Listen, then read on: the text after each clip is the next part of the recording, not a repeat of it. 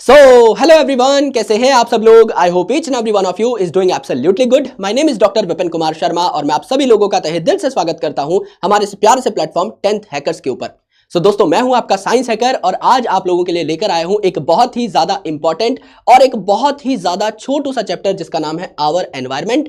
और सबसे खुशी की बात कि आज हमारी बायोलॉजी जो है एकदम कंप्लीट हो जाएगी। आज हम हमारी बायोलॉजी के सिलेबस को रैप अप कर रहे होंगे और अगले सेशन से हम लोग केमिस्ट्री की ओर बढ़ रहे होंगे। सो आप लोगों ने बायोलॉजी को बहुत ज्यादा प्यार दिया है एंड आई होप आपको उससे ज्यादा मजा जो है केमिस्ट्री और फिजिक्स पढ़ने में आएगा, क्योंकि मैं काफी लंबे टाइम बाद केमिस्ट्री और फिजिक्स में घुसूंगा। तो जाहिर सी बात है पूरे के पूरे उत्साह, पूरे की पूरी एनर्जी और बहुत ही ज्यादा सुप्रीम लेवल कंटेंट के साथ घुसूंगा। And I will make sure कि आपको सारी की सारी चीजें क्लास में ही समझ में आ जाएं, सारी की सारी चीजें क्लास में ही याद हो जाएं एंड आप अपने सब्जेक्ट को एंजॉय कर पा रहे हो। पेपर में हर एक क्वेश्चन आपको बहुत आसान लग रहा हो एंड आप 100% मार्क्स सिक्योर कर पा रहे हो। यही मेरी कोशिश है और यही आपकी भी कोशिश होनी चाहिए, क्योंकि हम दोनों के एफर्ट्स जब सिंक्रोनाइज होंगे, जब हमारी सिनर्जीज मैच होंगी, जब हमारी एनर्जीज मैच होंगी, तब हम सबसे बेस्ट प्रोडक्टिविटी दे पाएंगे एंड वही हमारा मेन मोटो है। सो दोस्तों, आवर एनवायरमेंट के बारे में डिस्कशन करते हैं।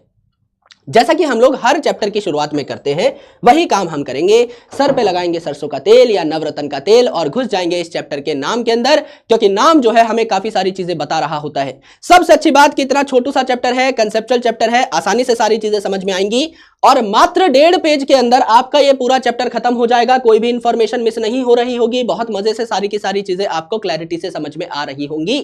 एनवायरमेंट का मतलब क्या होता है, यह शब्द आपने अपने जीवन में कई बार सुना होगा, जैसे एनवायरमेंटल पॉल्यूशन, कि हमारे आसपास का जो इलाका है वो प्रदूषित हो रहा है, पॉल्यूटेड हो रहा है, हवा का लेवल जो है वो गिर रहा है, हवा में काफी सारे पॉल्यूटेंट्स हैं, नदियां जो है पॉल्यूटेड हो रही हैं, नदियों के अंदर काफी सारे ऐसे पार्टिकुलेट मैटर्स हैं जो जमा हो रहे हैं, जो कि हमारी नदियों के पानी को बर्बाद कर रहे हैं। हम काफी सारे केमिकल्स का इस्तेमाल कर रहे हैं, खेतों में पेस्टिसाइड्स का इस्तेमाल कर रहे हैं, इंसेक्टिसाइड्स का इस्तेमाल कर रहे हैं, फर्टिलाइजर्स का इस्तेमाल कर रहे हैं। ये सारे केमिकल सॉइल में जाकर के सॉइल को बर्बाद कर रहे हैं। और जब बारिश आती है तो बारिश का पानी जो है नीचे की साइड चला जाता है, अर्थ में नीचे की साइड चला जाता है, उसी पानी के साथ बह करके नीचे चले जाते हैं ये सारे के सारे केमिकल्स, यानी कि फर्टिलाइजर्स, इंसेक्टिसाइड्स, पेस्टिसाइड्स। तो आपका जो ग्राउंड वाटर है ये भी पॉल्यूट हो जाता है और यही केमिकल्स घूम घुमाकर हमारी बॉडी में आते हैं। समझ लीजिए कोई नदी है जो बहुत ज्यादा पॉल्यूटेड है, उस नदी का पानी ही तो नलों के थ्रू हमारे घर में आ रहा होगा। तो जाहिर सी बात है हम लोग भी तो गंदा पानी कंज्यूम कर रहे होंगे, और अगर हम गंदा पानी कंज्यूम कर रहे होंगे तो जाहिर सी बात है हमें काफी सारी बीमारियां होने के चांसेस भी अच्छे खासे देखने को मिलेंगे। हम और हमारी फैमिली के जो मेंबर्स हैं वो काफी फ्रीक्वेंटली बीमार पड़ने लग जाएंगे। जितना हमारा आसपास का इलाका पॉल्यूटेड होगा उतनी ही ज्यादा परेशानियों का सामना हमको करना पड़ रहा होगा। तो एनवायरमेंट का मतलब हमारा एटमॉस्फेयर, यानी हमारे आसपास का इलाका। उसमें सॉइल भी आती है, उसमें लैंड भी आता है, उसमें वाटर भी आता है, उसमें एयर भी आती है। हमारे आसपास का जितना भी इलाका है, हमारे आसपास की जितनी भी सराउंडिंग है, वही मेरा एनवायरमेंट है और कुछ नहीं। राइट? तो ये जो एनवायरमेंट है इसको हम लोग बायोलॉजिकली जब पढ़ते हैं तो हम एक शब्द का इस्तेमाल कर रहे होते हैं जिस शब्द का नाम है इकोसिस्टम। तो इकोसिस्टम को पढ़ते हैं। अब इकोसिस्टम का मतलब क्या है? Ecosystem is a functional unit, यानी अगर मुझे अच्छे तरीके से काम करना है, अगर मैं चाहता हूं कि मैं जिंदा रहूं, मेरे आसपास की सराउंडिंग में अगर मैं कोई रोल अदा करना चाहता हूं, काम करना चाहता हूं, जिंदा रहना चाहता हूं, तो मुझे काफी सारी और चीजों की हेल्प चाहिए होगी। क्योंकि मैं प्लांट तो हूं नहीं कि अपना खाना खुद बना लूं, तो मुझे प्लांट की जरूरत पड़ेगी। मैं प्लांट को खाऊंगा तब मुझ में एनर्जी आएगी, तब मैं काम कर पाऊंगा। एंड सिमिलरली जब मेरी डेथ होगी तो मेरी बॉडी को कौन कंज्यूम करेंगे? डीकंपोजर्स मेरी बॉडी को डीकंपोज कर रहे होंगे, छोटे छोटे टुकड़ों में तोड़ रहे होंगे, मेरी बॉडी में पाए जाने वाले ऑर्गेनिक मैटर को, बड़े बड़े मॉलिक्यूल्स को छोटे छोटे इनऑर्गेनिक कंपोनेंट्स में तोड़ रहे होंगे। यानी वो जो डीकंपोजर्स हैं वो मेरी बॉडी के ऊपर डिपेंड करते हैं, मैं प्लांट के ऊपर डिपेंड करता हूं। प्लांट किस पे डिपेंड करते हैं? सॉइल के अंदर काफी सारे ऐसे माइक्रो ऑर्गेनिजम्स होते हैं जो अलग अलग मिनरल्स प्रोवाइड कर रहे होते हैं। किसको? आपके पेड़ को, आपके पौधों को। जैसे कि नाइट्रोजन जो है वो प्लांट डायरेक्टली नहीं उठा सकता, क्योंकि नाइट्रोजन जो है ये बहुत ही ज्यादा स्ट्रॉन्ग केमिकल माना जाता है। नाइट्रोजन जो है, यहां पर दो नाइट्रोजन एटम्स के बीच में 3 कोवेलेंट बॉन्ड्स होते हैं विच आर वेरी स्ट्रॉन्ग। इनको प्लांट खुद नहीं तोड़ सकता। तो कोई माइक्रोब इनको चाहिए, कोई बैक्टीरिया इनको चाहिए जो नाइट्रोजन को टुकड़ों में तोड़ दे और तब प्लांट इन नाइट्रोजन को क्या कर सकता है, एब्जॉर्ब कर सकता है। तो प्लांट भी ऐसा नहीं है कि खुद खाना बनाता है तो अकेले सर्वाइव कर सकता है, उसको भी माइक्रो ऑर्गेनिजम्स चाहिए। और प्लांट को ग्रो करने के लिए अच्छी खासी सॉइल भी चाहिए जिसपे वो पकड़ बना सके। उस सॉइल के अंदर वाटर भी चाहिए, उस सॉइल के अंदर कुछ और न्यूट्रिएंट्स भी चाहिए, है ना। अच्छी खासी लाइट भी चाहिए, सनलाइट चाहिए, तभी तो फोटोसिंथेसिस कर पाएगा। प्रॉपर टेम्परेचर भी चाहिए। यानी कि प्लांट जो है इसको कुछ नॉन लिविंग चीजें भी चाहिए होती है। एनवायरमेंट के कुछ और कंपोनेंट्स जो है उनकी जरूरत प्लांट को भी पड़ती है, हमको भी पड़ती है, तभी हम जिंदा रह पाते हैं। तो ये जो लिविंग और नॉन लिविंग चीजों का कॉम्बिनेशन है ये मिल करके एक इकोसिस्टम बनाता है। यानी इकोसिस्टम का मतलब सिर्फ ये नहीं है कि यहां पर सिर्फ लिविंग कंपोनेंट होंगे, यहां पर बायोटिक यानी लिविंग कंपोनेंट तो होंगे ही। बायोटिक में एक शब्द आ रहा है बायो, और biology is the study of living organisms, यानी बायो का मतलब ही होता है लिविंग। तो यहां पर अगर आप देखें तो किसी भी इकोसिस्टम में प्लांट होंगे जो खाना बनाएंगे, एनिमल्स होंगे जो इन प्लांट्स को खा रहे होंगे, और डीकंपोजर्स होंगे जो मरे सड़े गले प्लांट और एनिमल्स पे ग्रो करते हैं, ऑर्गेनिक मैटर को छोटे छोटे टुकड़ों में यानी इनऑर्गेनिक मैटर में कन्वर्ट करते हैं। और इन बायोटिक कंपोनेंट्स को जिंदा रखने के लिए आपको ए बायोटिक कंपोनेंट यानी नॉन लिविंग कंपोनेंट भी चाहिए। ए का मतलब एब्सेंट, बायो मतलब लाइफ, यानी ऐसे कंपोनेंट जिनमें लाइफ नहीं होती, जैसे कि मिट्टी। अब ये प्लांट के लिए तो इंपॉर्टेंट है ना, मिट्टी में ही तो आपके वाटर और मिनरल्स हैं, मिट्टी को ही तो पकड़ के प्लांट अपनी जगह पर खड़ा रह पा रहा है। वाटर नहीं होगा तो प्लांट अच्छे तरीके से काम नहीं कर पाएगा। हर लिविंग ऑर्गेनिज्म की बॉडी का 70% पार्ट तो पानी ही बनाता है, तो पानी तो चाहिए, है ना। लाइट नहीं होगी तो प्लांट फोटोसिंथेसिस कैसे करेगा, प्रॉपर टेम्परेचर नहीं होगा तो हम सरवाइव कैसे करेंगे। अब आपको उठा करके मैं -20 डिग्री सेल्सियस के तापमान पर ले जाऊं, आपको परेशानी तो होगी ना, या आपको 50 डिग्री सेल्सियस तापमान पर ले जाऊं तो परेशानी तो होगी। आप सबसे अच्छा कहां पर रह पा रहे हो, जहां पे आप अभी हो, जो आपके लिए एक ऑप्टिमम टेम्परेचर है, एक अच्छा टेम्परेचर है। तो ये अबायोटिक फैक्टर्स और बायोटिक फैक्टर्स आपस में इंटरैक्ट करते हैं। मैं भी तो लाइट के साथ इंटरैक्ट करता हूं किसी ना किसी तरीके से, मैं भी तो टेम्परेचर के साथ इंटरैक्ट करता हूं। टेम्परेचर घटता है तो मेरी बॉडी भी तो रिएक्ट करती है, शिवर करने लग जाती है, रोंगटे खड़े हो जाते हैं। जब टेम्परेचर बढ़ता है तो मेरी बॉडी से भी तो पसीना निकलने शुरू हो जाता है, यानी मैं भी अबायोटिक फैक्टर्स के प्रति रिस्पॉन्स जाहिर करता हूं। एक प्लांट भी अबायोटिक फैक्टर्स के प्रति रिस्पॉन्स जाहिर करता है। तो अबायोटिक फैक्टर्स और बायोटिक फैक्टर्स ये मिल करके इकोसिस्टम बना रहे होते हैं। यहां हम लोग अच्छे तरीके से काम कर पाते हैं, प्लांट भी एक्टिवली काम कर पाते हैं, एनिमल्स भी एक्टिवली काम कर पाते हैं, पैरासाइट्स भी एक्टिवली काम कर पाते हैं, डिकम्पोजर्स भी एक्टिवली काम कर पाते हैं। तो एनवायरनमेंट का मतलब हर चीज जो हमें सराउंड करके बैठी है उसको हम हमारा एनवायरनमेंट कहते हैं। और इकोसिस्टम मतलब हमारे आसपास जितने भी लिविंग ऑर्गेनिजम्स हैं और जितने भी इंपॉर्टेंट नॉन लिविंग कंपोनेंट हैं, जैसे लाइट, जैसे टेम्परेचर, जैसे वाटर, जैसे सॉइल, इनको मिलाकर इनकी जो इंटरेक्शन हो रही है इसे हमने इकोसिस्टम कह दिया। तो इकोसिस्टम दो प्रकार का हो सकता है, नेचुरल इकोसिस्टम जो नेचर ने बनाए हैं, जो प्रकृति ने बनाए हैं, और मैनमेड इकोसिस्टम या आर्टिफिशियल इकोसिस्टम जो हमने बनाए हैं। यानी अगर आप एक जंगल में जाएं तो जंगल में आप डिसाइड नहीं करते कि कौन सा पेड़ उगेगा, नेचर ने जो पेड़ उगा रखे हैं वो वहां पर उग रहे हैं। नेचर ने यानी प्रकृति ने डिसाइड किया है कि वहां कौन कौन से पेड़ होंगे, किस प्रकार की घासें होंगी, किस प्रकार के एनिमल्स होंगे, किस प्रकार की चीजें होंगी। ये नेचर ने, कुदरत ने डिसाइड किया है। नेचुरली सारी चीजें ग्रो हुई हैं। जैसे कि आपका कोई जंगल है, कोई लेक है, कोई पॉन्ड यानी तालाब है, यहां सारी चीजें खुद से ही आपकी आई है, खुद से ही रहना शुरू कर चुकी हैं। लेकिन अगर क्रॉपलैंड की बात करें तो आप डिसाइड करोगे, एक किसान डिसाइड करेगा कि मुझे अपने खेत में क्या उगाना है। आपने बनाया है वो इकोसिस्टम, राइट। उस क्रॉप को देख करके अलग अलग इंसेक्ट आने शुरू होंगे, उस क्रॉप को खाने के लिए अलग अलग जानवर वहां रहना शुरू करेंगे। आपने डिसाइड किया कि वहां क्या उगेगा। एक्वेरियम यानी फिश टैंक, आपने अपनी मर्जी से डिसाइड किया ये मछली मुझे मेरे फिश टैंक में चाहिए, ये मछली नहीं चाहिए, ये ग्रास चाहिए, ये ग्रास नहीं चाहिए, ये एक्वेटिक वीड चाहिए, ये एक्वेटिक वीड नहीं चाहिए। आपने डिसाइड किया है, आपकी मर्जी है। गार्डन, मेरे गार्डन में मैं कौन सा पौधा उगाऊंगा, कौन सा फूल उगाऊंगा, मेरी मर्जी है। यानी यहां पर सारी चीजें मैंने डिसाइड की है। नेचुरल इकोसिस्टम यहां नहीं, प्रकृति ही यहां पर सब कुछ डिसाइड कर रही होती है, राइट। तो एक 500 का नोट बना लेते हैं और यहां पर एक इंपॉर्टेंट बात लिख देते हैं कि biotic organisms depends upon abiotic factor. अगर समझ लीजिए मेरे इलाके में एवरेज तापमान है 40 डिग्री सेल्सियस गर्मियों में, क्या मैं वहां पर साइबेरियन हस्की नाम का डॉग ला करके पालूंगा? नहीं पालूंगा, क्यों? क्योंकि साइबेरियन हस्कीज जो हैं ये यूजुअली ठंडे तापमान में रहते हैं। उनको मैं गर्म तापमान में लाऊंगा तो उनको दिक्कत होगी, परेशानी होगी, वो अच्छे तरीके से काम नहीं कर पाएंगे। एंड दैट्स व्हाई टेम्परेचर ने यहां पर डिसाइड किया कि कोई एनिमल उस इलाके में रह पाएगा या नहीं। एक इलाके का टेम्परेचर डिसाइड करता है कि वहां किस प्रकार का एनिमल रहेगा। अब आम का पेड़ है, आप गर्म इलाकों में तो उगा सकते हो, गर्मियों में आम खाने को मिलते हैं, ठंडे इलाकों में थोड़ी उगा दोगे, है ना? जर्मनी में जाके थोड़ी उगा दोगे आम के पेड़, भाई वहां पर तापमान है ही नहीं जो आम के पेड़ को चाहिए। तो temperature is an important factor. Temperature, light, ये सारी चीजें डिसाइड करती हैं कि किस प्रकार के ऑर्गेनिज्म किसी इलाके पर पाए जा सकते हैं या नहीं।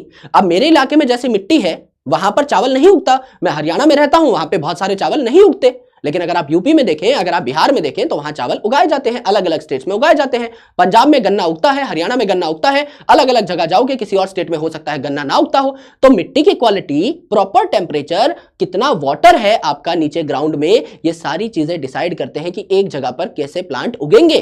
उन प्लांट को देख करके ऐसे एनिमल आएंगे जो उन प्लांट को खाते हैं। गन्ने के खेत में कौन से एनिमल आएंगे? जिनको गन्ना पसंद है। गेहूं के खेत में कौन से एनिमल आएंगे? जिनको गेहूं पसंद है। एक फॉरेस्ट जहां पर फ्रूट ट्रीज है वहां पर कैसे एनिमल आएंगे? जिनको फ्रूट पसंद है। उसी हिसाब के फिर डिकम्पोजर्स आएंगे। यानी अबायोटिक फैक्टर डिसाइड करते हैं कि एक जगह कैसे प्लांट आएंगे। प्लांट को खाने वाले फिर एनिमल्स आ जाते हैं और इनको खाने वाले फिर फर्दर क्या आ जाते हैं? आपके डिकम्पोजर्स आ जाते हैं। तो एक पर्टिकुलर इकोसिस्टम में अलग अलग तरीके के ऑर्गेनिजम्स होते हैं। जैसे प्रोड्यूसर, नाम से क्या पता लग रहा है? प्रोड्यूसर यानी प्रोड्यूस करने वाले। क्या प्रोड्यूस करने वाले? खाना प्रोड्यूस करने वाले, यानी प्लांट की या फिर आपके साइनोबैक्टीरिया की, जिसे हम ब्लू ग्रीन एल्गी कहते हैं, उसकी बात हो रही है। यानी ज्यादातर बैक्टीरिया अपना खाना नहीं बना सकते, कुछ बैक्टीरिया जैसे साइनोबैक्टीरिया अपना खाना बना सकते हैं। तो जितने भी प्लांट हैं ये फोटोसिंथेटिक होते हैं और कुछ बैक्टीरिया अपना फोटोसिंथेसिस खुद कर सकते हैं, तो इन्हें कहा प्रोड्यूसर, ये खाना बनाते हैं। अब इन खाना बनाने वाले प्रोड्यूसर को खाना बनाने के बाद कोई खाएगा भी तो।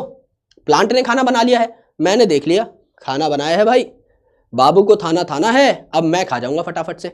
यस, यानी कि मैं तो अपनी बॉडी में खाना नहीं बना सकता। मेरे घर क्या बन रहा है? गेहूं की रोटी। तो गेहूं क्या है? प्लांट ही तो है। तो प्लांट ने खाना बनाया, वो खाना मैंने ले लिया और मैंने कंज्यूम कर लिया, तो मैं हूं कंज्यूमर। अब कंज्यूमर भी अलग अलग लेवल के होते हैं। जैसे प्लांट ने खाना बनाया, मैंने प्लांट को खाया, मैं डायरेक्टली प्लांट को खा रहा हूं, तो I am a direct consumer या प्राइमरी कंज्यूमर। मैं पहला कंज्यूमर हूं प्लांट का। यस, मुझे क्या कहा जाएगा? हर्बीवोर, यानी कि मैं हर्ब्स खाता हूं, मैं डायरेक्टली प्लांट खाता हूं। मुझे पीछे से शेर ने देख लिया, शेर बैठा है, बोलता है हाँ बेटा कर ले नाश्ता, फिर तुझे दबोचता हूं। शेर ने मुझे आके खा लिया। यानी शेर ने डायरेक्टली प्लांट नहीं खाया, लेकिन एक्चुअल में मुझ में जो एनर्जी है वो प्लांट से आई, शेर में जो एनर्जी है वो मुझसे गई। यानी प्लांट की एनर्जी ही तो ट्रांसफर हुई है शेर में, तो शेर ने इनडायरेक्टली प्लांट को ही खाया है। मैं बीच में एक जरिया हूं जो प्लांट की एनर्जी शेर तक पहुंचा रहा हूं। तो शेर क्या है? Secondary consumer. मैंने डायरेक्टली प्लांट खाया तो मैं प्राइमरी कंज्यूमर यानी हर्बीवोर, जो सीधा प्लांट खाता हूं। शेर ने मुझे खा लिया यानी सेकेंडरी कंज्यूमर है और मुझे खा रहा है, मांस खा रहा है, यानी यह है कार्निवोर। कुछ ऐसे भी एनिमल्स होते हैं जो दोनों प्रकार की चीजें खाते हैं, उन्हें ओमनीवोर कहा जाता है। ओमनी का मतलब बोथ, यानी कार्निवोर भी हर्बीवोर भी, वो हरे भरे प्लांट भी खाते हैं और मीट भी खा सकते हैं। जैसे ह्यूमन जो है इसे आप ओमनीवोर भी कह सकते हो, क्योंकि काफी सारे ऐसे भी ह्यूमंस हैं जो चिकन खाते हैं, फिश खाते हैं, मीट खाते हैं। यस, और हम लोग हर्ब्स तो यानी प्लांट्स तो खा ही सकते हैं, तो ओमनीवोरस कैटेगरी में हम लोग आ सकते हैं। तो कंज्यूमर जो है ये या तो डायरेक्टली प्लांट को खा सकते हैं यानी हर्बीवोर हो सकते हैं, या इनडायरेक्टली प्लांट को खा सकते हैं यानी कार्निवोर हो सकते हैं। राइट, कुछ ओमनीवोर भी होंगे जो दोनों की दोनों चीजें खा पाएंगे, और कुछ पैरासाइट होंगे जो कि किसी ऑर्गेनिज्म की बॉडी के ऊपर या किसी ऑर्गेनिज्म की बॉडी के अंदर ग्रो करते हैं। अगर कोई पैरासाइट मेरी बॉडी के अंदर घुस जाए और मेरे न्यूट्रिएंट्स को चोरी करने लग जाए तो मैं उसे कहूंगा एंडोपैरासाइट। एंडो मतलब अंदर, ऐसा पैरासाइट जो मेरी बॉडी के अंदर घुस गया एंडोपैरासाइट, और ऐसा पैरासाइट जो मेरी बॉडी के ऊपर चिपक करके खून चूस रहा है उसे मैं कहूंगा एक्टोपैरासाइट। तो ये भी जो है डायरेक्टली किसी और होस्ट ऑर्गेनिज्म से खाना चुरा लेते हैं। तो मैं उसका होस्ट हूं, मैं उसे पाल रहा हूं। पैरासाइट जो है क्या कर रहा है? मेरा न्यूट्रिएंट चुरा रहा है। फ्री लोडर है, काम धंधा कुछ करना नहीं है, फ्री में आकर के खाना ठूसने पहुंच जाना है टाइम पर। ऐसे ऑर्गेनिजम्स को हम पैरासाइट कहते हैं। ये पैरासाइट आपका न्यूट्रिएंट तो चुरा ही लेंगे, फ्री लोडर तो है ही, फुकटिये तो है ही, लेकिन साथ में आपको बीमारी भी कॉज कर सकते हैं। They cause a lot of diseases also. Yes, तीसरा इंपॉर्टेंट कंपोनेंट है डीकंपोजर। यूजुअली ये जो डिकम्पोजर है ये बैक्टीरिया और फंगस होते हैं, क्योंकि आपको पता है ना फंगस अपना खाना बना सकता है, ज्यादातर बैक्टीरिया भी अपना खाना नहीं बना सकते, तो ये सड़े गले मरे मैटर पे ग्रो करते हैं, मरे हुए प्लांट एनिमल पे या किसी भी मरे हुए ऑर्गेनिज्म की बॉडी पे ग्रो करेंगे। उसमें जितना भी ऑर्गेनिक कंटेंट बचा हुआ है, बड़े बड़े मॉलिक्यूल्स है, इनको तोड़ तोड़ के छोटे मॉलिक्यूल्स में कन्वर्ट करेंगे और इस प्रोसेस के दौरान जो एनर्जी रिलीज होगी उसको ये इस्तेमाल कर लेंगे अपनी बॉडी के प्रोसेसेस करने के लिए, यानी एनर्जी इनको मिल जाएगी। जैसे एक बड़ी गुल्लक जब आप फोड़ते हो तो अंदर से पैसा निकल जाता है, सिमिलरली एक बड़ा मॉलिक्यूल जब आप तोड़ोगे, उसके बॉन्ड जब आप तोड़ोगे तो छोटे छोटे मॉलिक्यूल्स बन जाएंगे, पैसा रिलीज हो जाएगा ना, एनर्जी रिलीज हो जाएगी, एक्सोथर्मिक रिएक्शंस होंगे, एनर्जी रिलीज होगी। ये एनर्जी बैक्टीरिया और फंगस अपनी बॉडी को सस्टेन करने के लिए इस्तेमाल कर लेते हैं। तो एक जो इकोसिस्टम है उसमें खाना बनाने वाले भी चाहिए, खाना खाने वाले भी चाहिए और इनकी लाशों को ठिकाने लगाने वाले यानी डिकम्पोजर्स भी आपको चाहिए होते हैं। यस, अब हम एक कॉन्सेप्ट पढ़ते हैं फूड चेन का और फूड वेब का। फूड चेन का मतलब एक सिंपल सी चेन यहां पर बन रही है, जैसे कि घास है, घास को बकरी ने खाया, बकरी को किसी ह्यूमन ने खाया और ह्यूमन को किसी शेर ने खाया। यह सिंपल चेन है, यह सिंपल सी चेन है। लेकिन मेरे भाई जरूरी थोड़ी है कि बकरी को सिर्फ ह्यूमन ही खाए, बकरी को जो है भेड़िया भी खा सकता है, बकरी को डायरेक्टली शेर भी खा सकता है, यानी अलग अलग ऑर्गेनिजम्स सेम ऑर्गेनिज्म पे सेम फूड सोर्स पे भी डिपेंड कर सकते हैं। तो एक पूरा का पूरा जाल जैसा स्ट्रक्चर बनता है। एक सिंपल फूड चेन नेचर में देखने को नहीं मिलती हमें, एक ऑर्गेनिज्म जो है उसको अलग अलग ऑर्गेनिज्म खा सकते हैं। अब घास है, उसको बकरी ने खाया, क्या सिर्फ बकरी ही घास खाएगी? हिरन भी खा सकता है, ग्रास हॉपर भी खा सकता है, गाय भी खा सकती है, भैंस भी खा सकती है, भेड़ भी खा सकती है, गधा भी खा सकता है। तो एक फूड सोर्स पे कई सारे ऑर्गेनिज्म डिपेंड कर रहे हैं ना, तो एक सिंगल फूड चेन आपको नेचर में देखने को नहीं मिलती, पूरा जाल बन जाता है, अलग अलग ऑर्गेनिजम्स एक दूसरे को खा रहे होते हैं। तो एक जाल यानी वेब लाइक स्ट्रक्चर आपको देखने को मिलता है, सारी चीजें इंटरकनेक्ट हो जाती हैं। जैसे मैं आपको अगर यहां पर रेफरेंस दूं, आराम से देखिएगा, ये आपकी फूड चेन है। फूड चेन, पहली फूड चेन है फॉरेस्ट की यानी जंगल की। यहां पर पेड़ पौधे हैं, पेड़ पौधे को हिरन ने खाया, हिरन को शेर ने खा लिया, एक सिंपल फूड चेन है। यस, ग्रास लैंड की यानी घास के मैदान की, ये घास है, घास को किसने खाया? घास हॉपर ने यानी ग्रास हॉपर ने। ग्रास हॉपर को गटक गया कौन? अपनी जीभ फेंक करके उसको अंदर ले लिया किसने? मेंढक राजा ने। मेंढक को खा लिया सांप बाबू ने और सांप को खा लिया ये ईगल ने। क्या ये भी एक सिंगल आपकी चेन है? यहां पर इस प्रकार से ही एनर्जी फ्लो हो रही है, इस प्रकार से ही एनर्जी फ्लो हो रही है। पॉन्ड में यानी तालाब में यहां पर कुछ क्या है?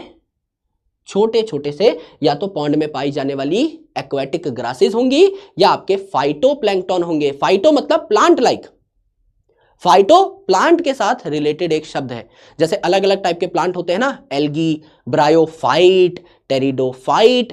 फाइट इज अ वर्ड जो आप प्लांट के साथ रिलेट कर सकते हैं। तो यहां पे आपके क्या पाए जाएंगे? फाइटोप्लैंक्टन। प्लैंक्टन मतलब छोटे छोटे ऑर्गेनिज्म जो पानी में पड़े रहते हैं, पानी की लहर जहां ले जाए वहीं चले जाते हैं, खुद से लहरों से नहीं टकराते। यानी एक तो वो ऑर्गेनिज्म है जो एक्टिवली मूव कर रहे हैं। मैं अगर पानी में तैरूं तो मैं अपनी मर्जी से तैरूंगा कि मुझे इस डायरेक्शन में जाना है। यहां मैं नॉर्मली पड़ा रहूं, पानी इस साइड ले जा रहा है, इस साइड चला गया, इस साइड ले जा रहा है, इस साइड चला गया, खुद से एफर्ट नहीं मार रहा, मुझे प्लैंक्टन बोलेंगे।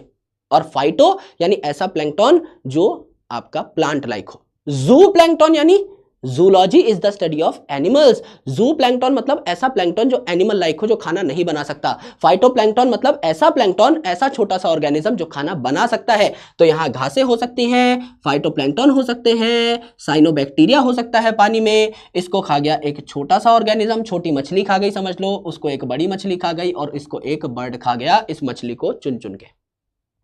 तो ये भी क्या है? एक पॉन्ड की फूड चेन है।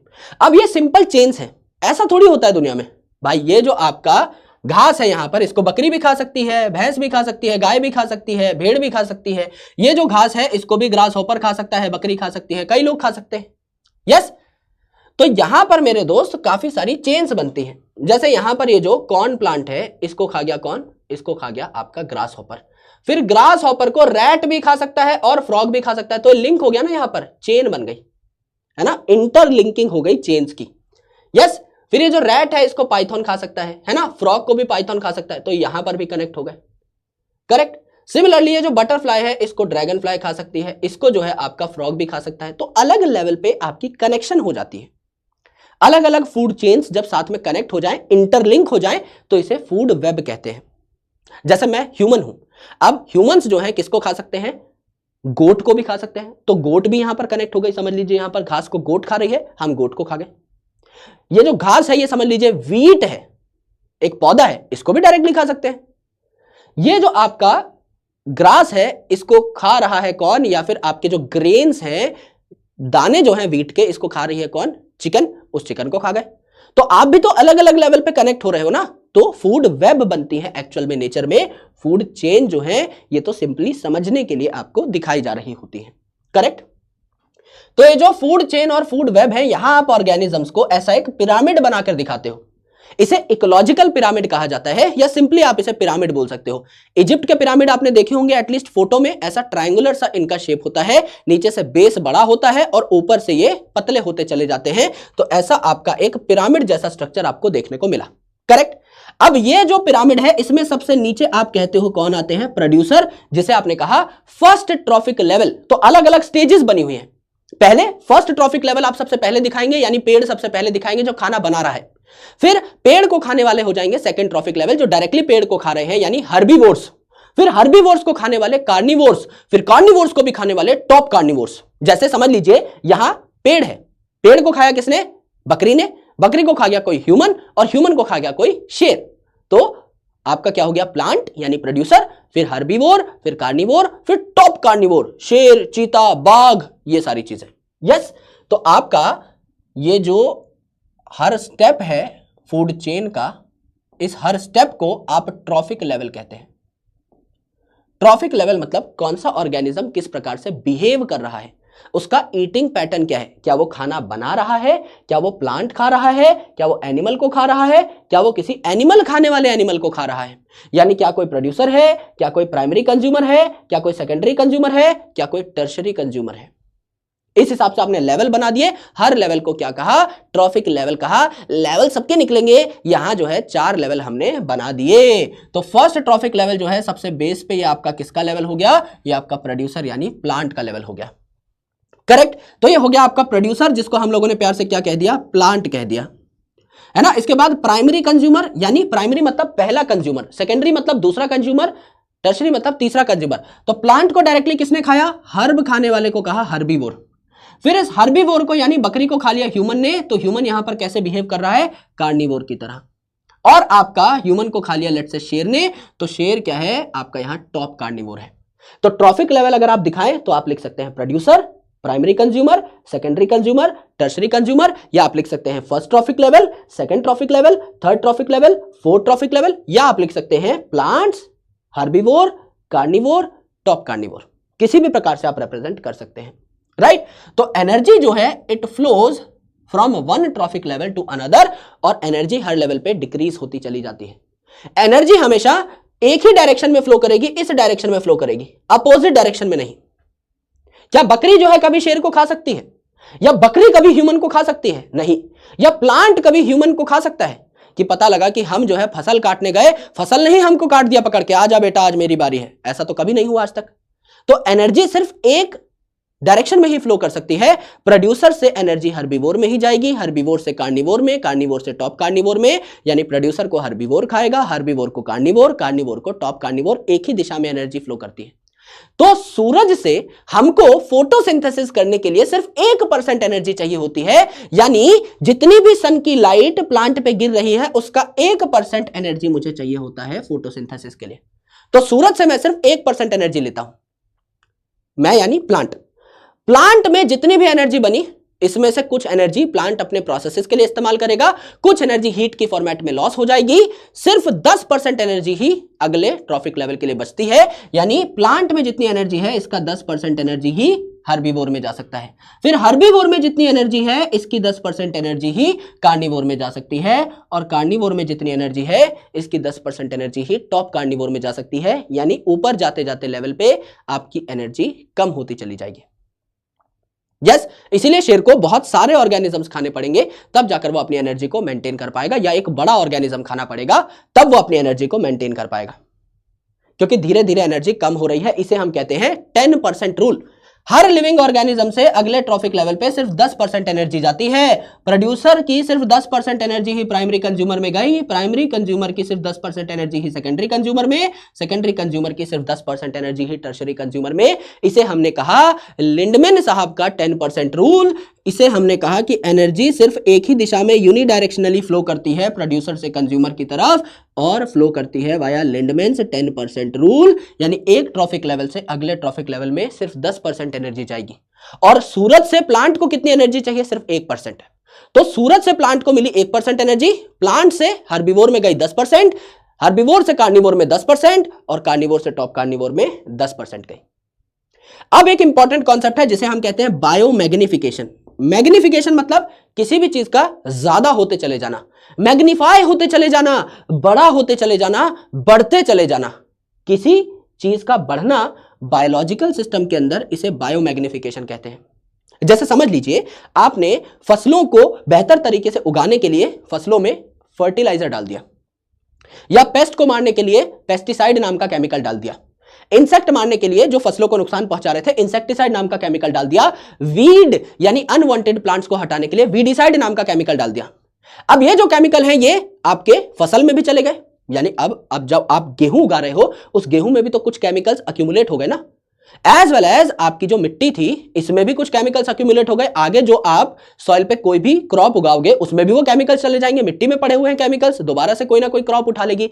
और बारिश अगर आ रही है तो नीचे ग्राउंड वाटर तक भी ये केमिकल पहुंच गए हैं, रिस के, यानी ये जो वाटर है ये भी केमिकल युक्त हो गया। तो धीरे धीरे आप जब इन क्रॉप्स को कंज्यूम करते जाओगे तो जो पेस्टिसाइड है, इंसेक्टिसाइड है, ये नॉन बायोडिग्रेडेबल होते हैं, यानी ये टूट नहीं रहे, एज इट इज पड़े हुए हैं। तो आपकी बॉडी में ये अगर आ रहे हैं तो जमा होते चले जाएंगे। एक लेवल जब ये बहुत ज्यादा जमा हो जाएंगे तो आपको बहुत ज्यादा प्रॉब्लम हो सकती है। कई ऑर्गेनिजम्स जो हैं उनकी डेथ भी हो सकती है, खासकर पानी वाले जो ऑर्गेनिज्म होते हैं ना। आप समझ लीजिए एक खेत है, इसमें आपने खूब सारे केमिकल्स डाले, बारिश आई तो खेत का जो ऊपर का लेयर है, मिट्टी जो है, उसमें जितने भी केमिकल्स थे बह बहकर नदी के साइड चले गए, है ना। पानी सारा बह बहकर नदियों में चला गया। अब नदियों में खूब सारा केमिकल आ गया है। अब नदियों में छोटी मछलियां हैं, उनमें वो केमिकल चला गया, वो पानी पी रही हैं, उनमें केमिकल चला गया। यस, छोटी मछलियों को, कई सारी छोटी मछलियों को बड़ी मछलियों ने खाया, उनका तो डेली का काम है, कोई ना कोई मछली उन्हें खानी ही है। तो मेरे भाई जो बड़ी मछली है इन्होंने हजारों छोटी मछलियां खाई एक साल में, इनमें काफी केमिकल जमा हो गया। ये जो बड़ी मछली है इनको चिड़िया ने खाया, खूब सारी बड़ी मछलियां खाई चिड़िया ने, चिड़िया में और ज्यादा केमिकल जमा हो गया। एंड अल्टीमेटली वो जो चिड़िया है हो सकता है एक्सटिंक्ट हो जाए, गायब हो जाए इस दुनिया से। इतने केमिकल जो हैं यहां पर उसकी बॉडी में जमा हो जाते हैं, इसे बायोमैग्निफिकेशन कहा जाता है। यस, दूसरा important point, limited trophic level होते हैं आपके किसी भी पर्टिकुलर फूड चेन के अंदर। यानी यहां पर हमने 4 लेवल बनाए हैं, यूजुअली ये 4 ही लेवल होते हैं, 5वां छठा लेवल आपको देखने को नहीं मिलता। क्यों?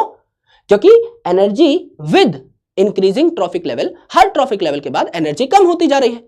एक टाइम ऐसा आएगा जब इतनी एनर्जी बचेगी ही नहीं, खाना खाने में आपकी बल्कि ज्यादा एनर्जी लग जाएगी, उतनी एनर्जी आपको मिल नहीं रही होगी। फॉर एग्जाम्पल मैं आपको कहूं, ये लो भाई चावल के 3 दाने हैं, इनको खाना है आपको चबा चबा के 3 घंटे के अंदर। तो मेरे भाई 3 घंटे तक अगर आप चावल के दाने को चबाते रहोगे, एनर्जी ज्यादा लग गई, और चावल का दाना 3 दाने खाओगे तो कितनी एनर्जी मिल जाएगी, यानी एनर्जी और कम हो गई। यानी आप किसी को बोलोगे यार मैं तो खाना खा खा के थक गया, भाई लोगों को खाने से एनर्जी मिलती है, आप खाना खाते खाते हो सकता है भूख से ही मर जाओ, क्योंकि सिर्फ 3 दाने हैं आपके पास। So after a point of time जो खाना है इसमें एनर्जी इतनी कम हो जाती है, इतनी कम एनर्जी बचती है कि सामने वाला जो खाएगा, खाने में उसकी ज्यादा एनर्जी खर्च हो जाएगी, उतनी एनर्जी उसको खाने से मिलेगी नहीं वापस। तो ये तो लॉस स्टेटमेंट है ना। इसलिए लिमिटेड ट्रॉफिक लेवल्स आपको देखने को मिलते हैं इन अ फूड चेन, क्योंकि एनर्जी हर लेवल पे कम होती चली जा रही है। Yes, many food chains link to form food webs, यानी कि ऑर्गेनिज्म जो है मल्टीपल रिसोर्सेज पे फीड करते हैं। घास अकेला गोट थोड़ी खा रहा है, भेड़ भी खाएगी, गधा भी खाएगा, घोड़ा भी खाएगा, और भी ऑर्गेनिजम्स खाएंगे। सो एक सोर्स पे कई सारे ऑर्गेनिजम्स डिपेंड कर रहे होते हैं, तो पूरा का पूरा नेटवर्क बन जाता है। इसे हम क्या कहते हैं? फूड वेब कह रहे होते हैं, जो हमने यहां पर देखा। Now the last topic of discussion, that is ozone layer and it's depletion. अब आपको पता है आपके लिए ऑक्सीजन कितनी जरूरी है। ऑक्सीजन आप एटमॉस्फेयर से ले रहे होते हो, सांस हम जब लेते हैं तो ऑक्सीजन हमारे शरीर के अंदर आ जाती है, हमारे फेफड़ों में चली जाती है, और ये ऑक्सीजन लोड हो जाती है हमारी ब्लड वेसल्स में। ब्लड वेसल्स जो हैं ब्लड को सर्कुलेट करते करते ऑक्सीजन पहुंचा देती हैं to our cells and tissues, हमारे हर सेल हर टिश्यू को ऑक्सीजन की जरूरत होती है टू फंक्शन प्रॉपर्ली। यस, लेकिन O2 यानी ऑक्सीजन तो हमारे लिए बहुत इंपॉर्टेंट है, लेकिन O3 यानी ओजोन हमारे लिए पॉइजन है, लेकिन ओवरऑल हमारे लिए बहुत इंपॉर्टेंट है। हमें हमारी बॉडी में ओजोन की जरूरत नहीं है, यह हमारे किसी काम का नहीं है, हमारे लिए जहर समान है, लेकिन एनवायरनमेंट में हमको ओजोन की बहुत जरूरत पड़ती है, क्योंकि ये जो ओजोन है ये एक चादर बनाता है हमारे अराउंड, एटमॉस्फेयर के अराउंड एक चादर बनाता है, जिससे कि हार्मफुल सन रेडिएशन हम तक ना पहुंच पाए। क्योंकि ऐसी कई हार्मफुल सन रेडिएशन हैं, जैसे कि यूवी रेडिएशन है, यूवी बी टाइप की रेडिएशन है, ABCD, ऐसे आप यूवी बी टाइप की रेडिएशन है, अल्ट्रा वायलेट बी टाइप की रेडिएशन जो आपको स्किन कैंसर कॉज कर सकती है।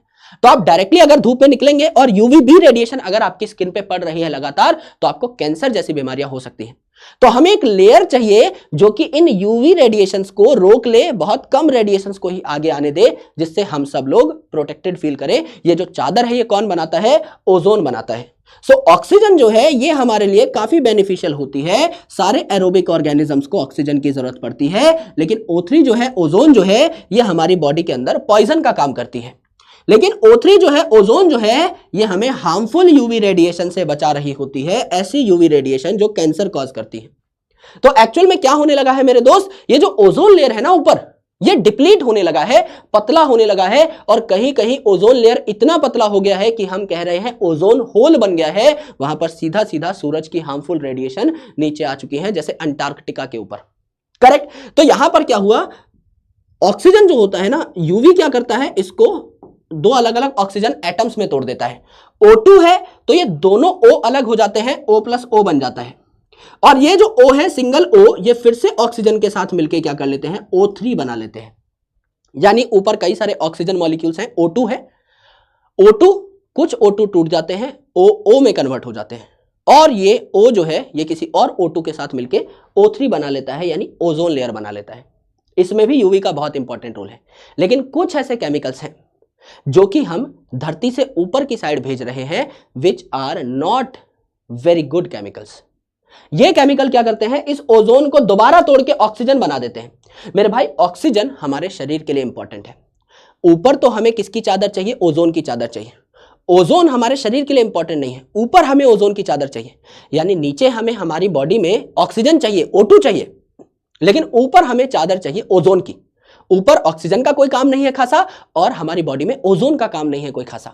हमें ऑक्सीजन चाहिए और ऊपर चादर ओजोन की चाहिए। अब क्या हो रहा है, कुछ ऐसे केमिकल्स जो कि रेफ्रिजरेटर्स में इस्तेमाल होते थे, जिन्हें कहते हैं हम CFC, क्लोरोफ्लोरोकार्बन। इनका जो क्लोरीन है ना, क्लोरोफ्लोरोकार्बन, यानी यहां पर क्लोरीन, फ्लोरीन और कार्बन है, तो इनका जो क्लोरीन है ये ऊपर जाकर क्या करता है, ओजोन के साथ छेड़खानी करता है और इस रिएक्शन को उल्टा चला देता है। तो ऊपर ऑक्सीजन बनने लगी है। ऊपर ऑक्सीजन की जरूरत है ही नहीं, ऊपर कोई लिविंग ऑर्गेनिज्म थोड़ी है हवा में, ऊपर ऑक्सीजन की जरूरत नहीं है, वहां तो हमें ओजोन चाहिए। लेकिन ये जो क्लोरोफ्लोरोकार्बन है, इनकी वजह से ये जो रिएक्शन है उल्टा चल पड़ा और ऊपर ऑक्सीजन बनने लगी, ओजोन की लेयर टूट गई, जिस वजह से हार्मफुल रेडिएशन नीचे आनी शुरू हो चुकी है और हमें बहुत ज्यादा हैम्पर कर रही है।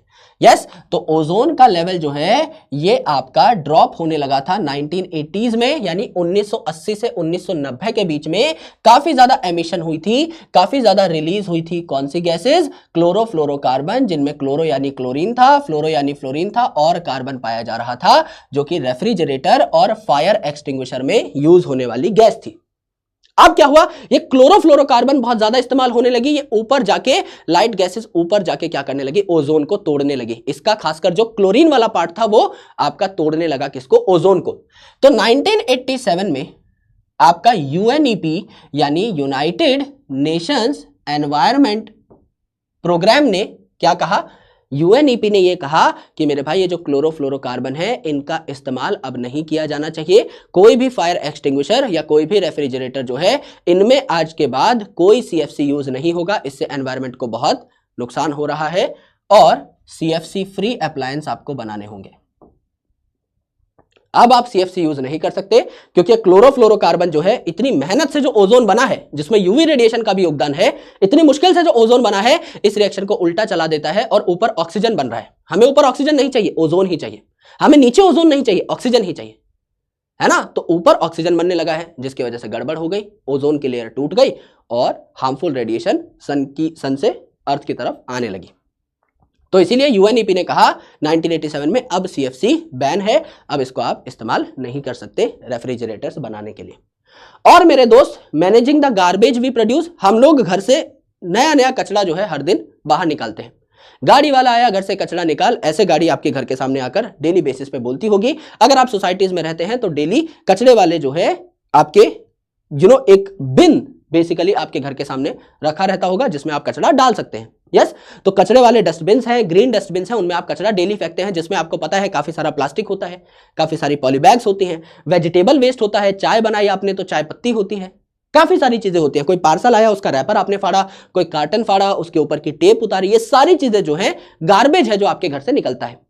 अब यहां पर कुछ ऐसा गार्बेज है विच इज नॉन बायोडिग्रेडेबल, जिसको ये जो बैक्टीरिया फंगस है ये हजारों सालों में भी नहीं तोड़ सकते। जैसे प्लास्टिक है, पॉलीथीन है, इनको आप नहीं तोड़ सकते।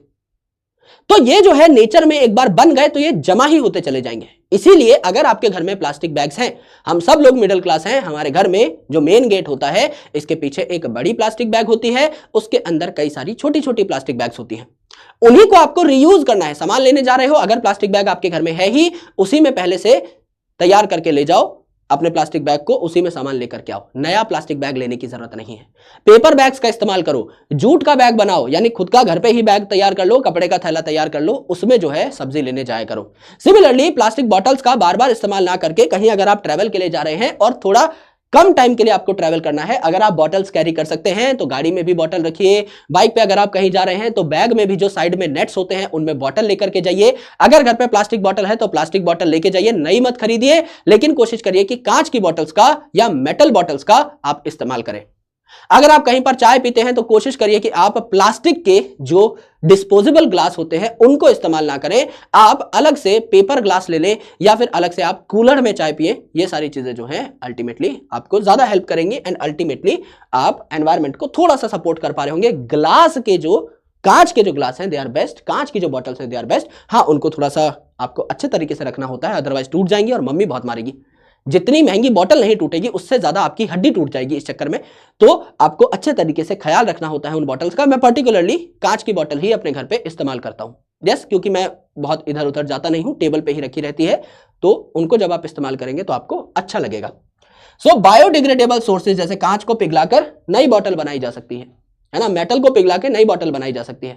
कूलर को भी एक हद तक रीयूज किया जा सकता है, मिट्टी ही है तो उसको भी आराम से जो है दोबारा इस्तेमाल किया जा सकता है, रीमोल्ड किया जा सकता है। तो कूलर्स, पेपर कप्स, है ना, कांच के ग्लास, इन सब को अगर आप इस्तेमाल करेंगे तो एनवायरमेंट को आप कम हार्म कर रहे होंगे। ये आपकी टोटल बात है जो कि हमने सीखी इन दिस चैप्टर, जिसे हम कह रहे थे आवर एनवायरमेंट। ये बात है मेरे दोस्त टोटल आपकी बायोलॉजी की। और बायोलॉजी कितनी शीट्स में करी हमने, देखिए ये जो आपका चैप्टर है मुश्किल से आप मान लीजिए 1.5 पेज का है, एक पेज पूरा और बहुत खुला खुला लिखा है, मुश्किल से 1.5 पेज है। यस, सिमिलरली इससे पहले जो आपका टॉपिक था हेरिडिटी, मुश्किल से 2.5 पेज था। तो आप टोटल मान सकते हो कि 4 पेज में आपके 2 चैप्टर्स कंप्लीट हो गए।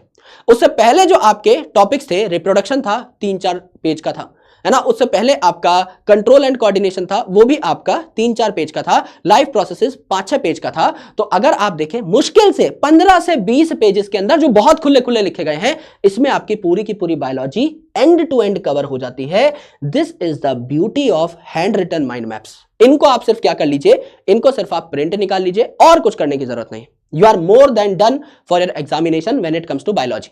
अब कुछ चीजें आपको लग रही होंगी सर कुछ चीजें इतनी डिटेल में नहीं हुई, ये वो, है ना, डरने की बिल्कुल जरूरत नहीं है। जो आपको क्वेश्चंस दूंगा, जब आप वो क्वेश्चन सॉल्व कर लेंगे, खेल खत्म हो जाएगा, क्योंकि आप वन शॉट देख रहे हैं। हालांकि इसमें भी पूरा डेटा है, आप एनसीईआरटी देखेंगे तो आपको पता लगेगा कोई चीज मिस नहीं हुई है। पर काफी स्टूडेंट्स कई बार बोलते हैं कि सर एक आधी लाइन मिस हो गई है, एक आधा वर्ड मिस हो गया है। मेरे दोस्त, इतने बड़े बड़े चैप्टर्स हैं जो कि एनसीईआरटी में 10-10 पेज में दिए गए हैं। इनको अगर आप 1-1.25 पेज में, 2 पेज में कंसोलिडेट कर रहे हैं तो कोई लैंग्वेज आपकी कट रही होगी, जाहिर सी बात है, लेकिन कंसेप्ट कट रहा हो ऐसा नहीं हो सकता। और वो क्वेश्चन में सप्लीमेंट भी हो जाएगा। सो डोंट वरी, जब आप ओवरऑल इस चैनल को फॉलो करेंगे, सारे क्वेश्चंस, सारी बताई हुई बातें करेंगे, मैं आपको एक एक क्वेश्चन आपके पेपर में आया हुआ दिखा दूंगा कि कहां कहां से आया है, हमने कहां कहां वो बात बताई थी। So thank you so much for all your support. आज हम भगवान की कृपा से बायोलॉजी खत्म कर चुके हैं। अब हम लोग स्टार्ट करेंगे chemistry in a particular sequence, जैसा कि आपके एनसीईआरटी किताब में दिया हुआ है। 4 चैप्टर्स हैं, एक सीक्वेंस में चलेंगे। फिर फिजिक्स 4 चैप्टर हैं, एक सीक्वेंस में चलेंगे। एंड देन फिर हम लोग काफी सारा रिवीजन भी करेंगे, एज वेल एज हम काफी सारे इंपॉर्टेंट क्वेश्चंस भी सॉल्व कर रहे होंगे। All right, so thank you so much guys for watching this session up. I hope आपको ये सेशन बहुत पसंद आया होगा। If yes, तो तारा रारा इन द चैट सेक्शन या फिर Vipu sir OP in the chat section please, जिससे कि मुझे और मोटिवेशन मिल सके और मैं और ज्यादा तोड़ू फोड़ू कंटेंट आप लोगों के लिए तैयार करके ला सकूं। अपना ख्याल रखिए, पढ़ाई करते रहिए। मिलता हूं आपसे अगले सेशन में। लॉट्स ऑफ लव, जय हिंद, बहुत बहुत शुक्रिया, थैंक यू।